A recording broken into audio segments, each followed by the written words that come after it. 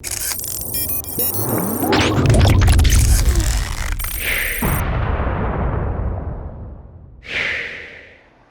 what's going on everyone? Vega here for SerpentX Tech, and in this video we're going to be focusing on the installation process of installing this Osprey C1100 cooler onto our FPGA. Now the Xilinx C1100 has a stock cooler on it that is very thin and doesn't do very well dissipating the heat unless you had a blower style cooler on this end blowing the air through the card and keeping it cool. However, for now, with it downclocked and those two fans, we've been keeping it under a reasonable temperature. However, this Osprey cooler is going to drop temps even further. Now, while we're not focusing on the thermals, or will not feature the thermals in this video, we're just going to be focusing on how to install this Osprey cooler.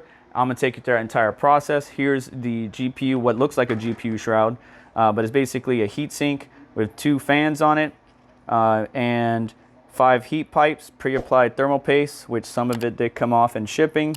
There's only a few screws that we need to connect to. There's one there, 2, 3, 4, 5, 6, 7, 8 total. That's going to connect the the FPGA to this heatsink.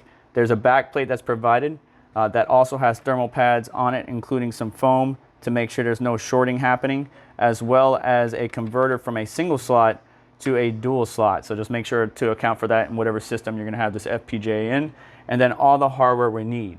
So let's go ahead and start throwing this on the FPGA. I'm going to do a teardown first and then put this cooler on. On the back side here, we only got a few screws, but we do have a couple on the IO. So 1, 2, 3, 4, 8 that I measured out earlier. We got the 4 main core ones. If we remove this sticker, it says that the warranty will be void, but here in the United States I can actually fight against that, as right to repair is pretty powerful here. I'm gonna throw you guys on the tripod and just get to work on it. So let's go ahead and start tackling it. I got my Linus Tech tip screwdriver, my Thermal Grizzly Crown Knot Extreme, alcohol, a pick because I'm gonna take off the old coolers, like really hard thermal paste. I'm sure it would liquefy or become more malleable with heat, but we're just going to go ahead and replace it with some Cryo Knot Extreme. I'm going to do my best to keep everything in frame for you, but going for the cores.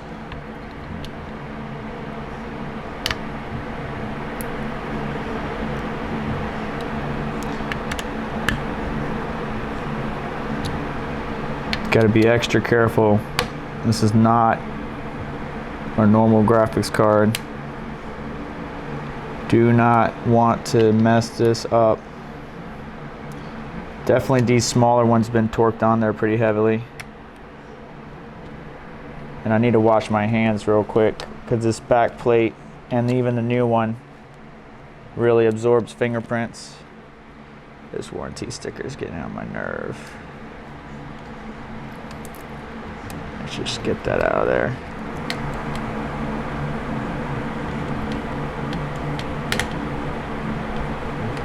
Do not lose these.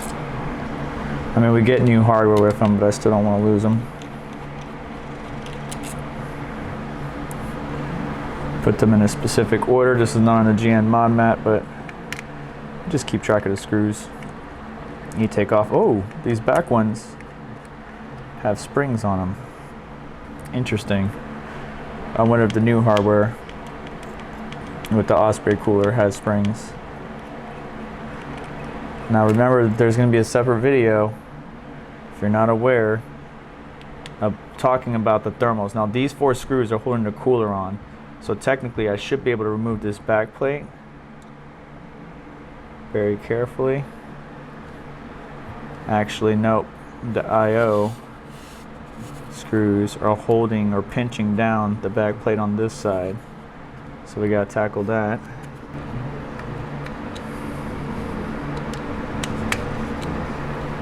So those are shorter. The ones on top. Let me make a note of that. Ooh. Ooh, this one's torqued on there. Ooh. A little too spicy for my liking, but okay. Technically should come off. There we go. That will be replaced by the dual slot. If I can get my camera right. I didn't hit up the Osprey team in time. This is something you do not want to cross thread, but I could feel the, you know, it's a small screwdriver. I could just feel the tension as I'm letting up.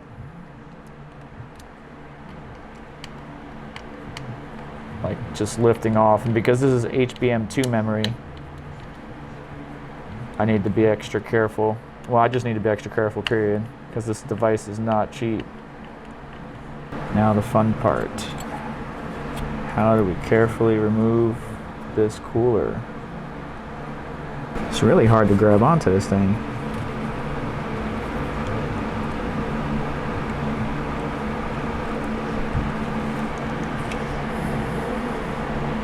Here is the cold plate or cooling plate. You can see there's a lot of thermal pads on here for cooling. The stock one doesn't have that much, or the new Osprey cooler doesn't have that much. It just focuses on the core. I don't see any thermal pads for any of the other components. I'm guessing just the ambient airflow, which should be correct, right? For these inductors and some of these components, you know, as long as they got good airflow, even if it's hot airflow, it's better than no airflow. This thing is just trying to sink all that heat and then pass it through the fins, as you can see. And that's not much space, and you can see how thick that plate is right there. And then it has obviously limited areas in which it can pass through. But that is the plate. Now let's clean up the core. I'm gonna keep the plate in a box safe and sound, but we need to clean up this core, and again, remove the old thermal paste off of this guy. You all know how to do that, just a little bit of rubbing alcohol. I'm gonna go ahead and very carefully, right, because I wanna be careful of the SMDs all around this guy, all around the core. All right, this is, and I'll show you what the core looks like and everything once I'm done, but I'm gonna clean that up. And using the guitar pick, I'm just gonna very carefully try to scrape off some of that thermal paste. By the way, just to show you this, so I put some rubbing alcohol on it. It was really dried up and hard. And then I used the guitar pick again to scrape it off. And now we can just scoop it up and get rid of it. And that's it. Now a little bit of rubbing alcohol, etch and clean up that surface, and then go ahead and clean up the die, and that's it. Less than 1 minute, real quick. But if you encounter really hard thermal paste, really dry, hard thermal paste, it will normally liquefy and be more malleable and settle down on the paste. So it's still good paste. It's just I'm going to use my Cryonaut Extreme. All right, so there's the die in all its glory. You can properly see that. You can see the two HBM2 modules. Everything on the Z height is actually pretty good. Like, it's one flat surface, unlike, you know, some past iterations. Oh, there's the back plate. Some past iterations. Again, I don't see any reason why we should move this back plate. The back plate just popped off on its own, but it actually has one extra thermal pad that the Osprey one didn't. Let's compare that real quick. But the Z height on the die is actually really good. So it's one smooth flat surface, whereas previous revisions from AMD had some issues where they weren't the same as before. Alright, so let's see here. I believe you can see that back plate. Let me try to get the Osprey one in here. So there's this little guy right here that's not on here, but every other thermal pad is accounted for. That one too, but not this one. The cooler, by the way, Osprey, this is for the Osprey people. Yes, the cooler is a little bit scratched up from my little guitar pick. It's okay. The thermal paste will fill in those voids and it'll be just fine. But the cold plate, the edges were actually sharp. And I noticed that when I rubbed the paper towel on it, it was actually grabbing the paper towel. And that kind of concerned me. Now, while it may cover the GPU die and not actually make contact, if any of those raised edges, or like right here is a little bit high, and sharp actually, like it's grabbing my finger. If one of those raised edges or corners is, you know, cutting into the die, that'll make me very uncomfortable. So I actually used the nail file and filed the edges a little bit smoother, and now it doesn't grab except for this one corner right here. So I'm not sure what you're using to machine this or what the process is for that, but just a heads up, you want to smooth out those edges a little bit better at whoever your machinist is. Alright, so we're ready to apply the cooler. There is a difference, so I just switched over to the back plate provided. They look about the same thickness, but I'm just going to go ahead and do it anyways. Even though the stock cooler has an extra thermal pad, I don't think it's absolutely necessary, and the component should be fine. The packaging comes with labeled screws. So for the main core screws that's on this cooler, you're going to have the main core screws. These are M3s. The outer screws are M2.5s. And then there's screws that obviously the IO's got to connect to that are M2s. So I have the card laying down for now. I'm going to try to line it up just like any other GPU and try to connect everything all together. It's a lot harder when I'm trying to keep the camera in view of everything I'm doing. Okay, I gotta pull the thermal pads off of there, so let me go ahead and do that. Off the back plate, and then flip this guy over very carefully. Come on. There you go. Okay. Some thermal paste might squeeze out, but it's okay because it's Cryonaut Extreme non-conductive. It won't hurt anything. I got my M3 screws right here. Let me move those other ones to the side. And I'm just gonna get the core set. These screws obviously are different from stock. These screws are different from stock. Let me see if you can see that. So Osprey has a little bit longer of a neck, obviously accounting for the extra Z height, while the stock one does not. It doesn't have a little extra neck or widening as the screws mount down. So obviously, let's see, the bottom ones won't cover up anything, so that's good. That's one.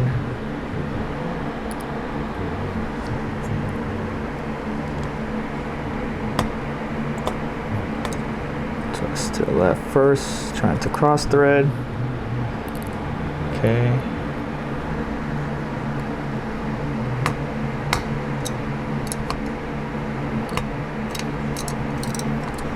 Go. Definitely need to account for spacing when you make or add a custom cooler. Alright, now let's get the back plate on for now. All the screw holes are lining up still. Everything's good, good. Okay. Clearance for all the components. We're good. Okay. So these are the M2.5s that are provided with the Osprey cooler. You could probably just use the bag that you get with all this to store the stock cooler and everything. And these are also, and I'll compare the stock with this one. These are also all spring loaded. These are all spring loaded. I mean, the shorter guys were for the IO plate. These guys were for the right side like these two holes right here. So just honestly, that I just said that out loud for in case I put the stock cooler back on. So now I have a video for reference.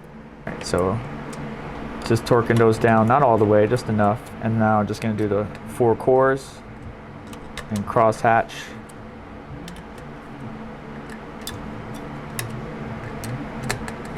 Let it get tension, and when you feel it start to tension, just like anything else, slight quarter turns.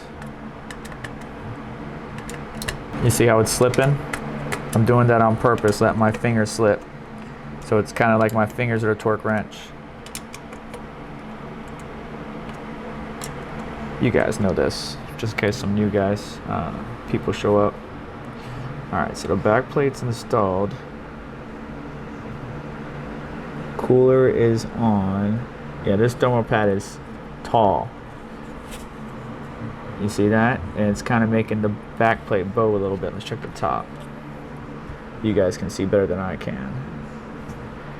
Top looks good, but that bottom thermal pad seems like it was a little bit too thick. I'm not entirely sure, but it should be fine. Again, foam on the back side to prevent any type of SMD contact or shorting out. And obviously, I forgot to do something right here, and that is install.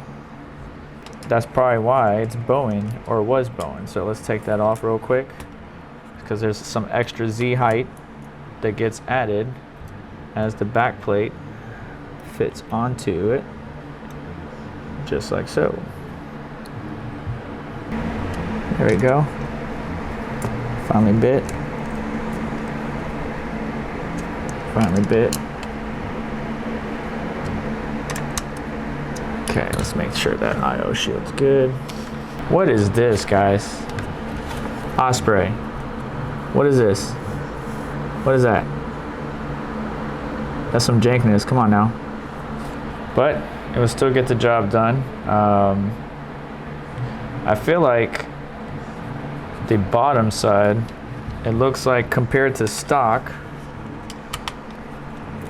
the back plate sits on top of the I/O shield, which is odd because stock it did not do that. Go off the edge like you would any other GPU, just to give that I/O shield a little bit of space. So unlike stock, instead of the I/O, the bottom brackets going over the back plate, it goes underneath, which should hopefully somewhat. I still don't like it. I still don't really like it. Look at the lineup at the micro SD. I mean, it will plug in, just kind of weird. Definitely could do better on that cutout there, Osprey. It basically looks like they took a mini DisplayPort, a mini HDMI, and then just cut it out bigger. Like that's rough too. I could cut myself on that if I rub too hard. But there it is. The cooler is installed. The Osprey cooler. Let me go ahead and pick up everything, and we'll do a final look at this guy. But it looks like a normal GPU cooler, and we're gonna do thermals in a different video. And there it is. Everything is all set, good to go. These fans, by the way, are 95mm, and dual fans should keep this FPGA nice and cool. For now, I'm going to run it off of the 6-pin connector, which is going to make it run at 100% speed. Eventually, I'll run it off of the 4-pin PWM once I get it in the final system. But a couple things that Osprey needs to probably refine is the micro SD connection. The thermal pad on the back side here is a little bit thicker than stock. It's making the back plate bow a little bit, but it's not that big of a deal because remember, thermal pads squish out and level out after a while. There is no need for a thermal pad up here where it was on the stock because there's no little metal lip kind of hanging onto this little guy right here. So that's fine. And then the way the I/O connected was a little bit indifferent. Stock, the back plate brackets on the top here would go over the back plate, or the I/O bracket will go over the back plate, where the secondary install or the Osprey cooler goes underneath, it feels like, to make everything, you know, kind of line up. But the cooler is on there. Inconvenient section as well is that the 8-pin is going to be really hard to reach or remove because the way this heat sink is kind of, you know, designed or overlapping, so the clip is going to be right here. It's going to be really hard to get. But that's going to do it for today's video. Please do me a favor on the way out, hit the like button, make sure to get subscribed, hit the notification bell to stay up to date, as well as check out some of the links in the description to help support us and what we do here. And I'll catch you in the next one. Don't forget to check out the thermal video. See yous.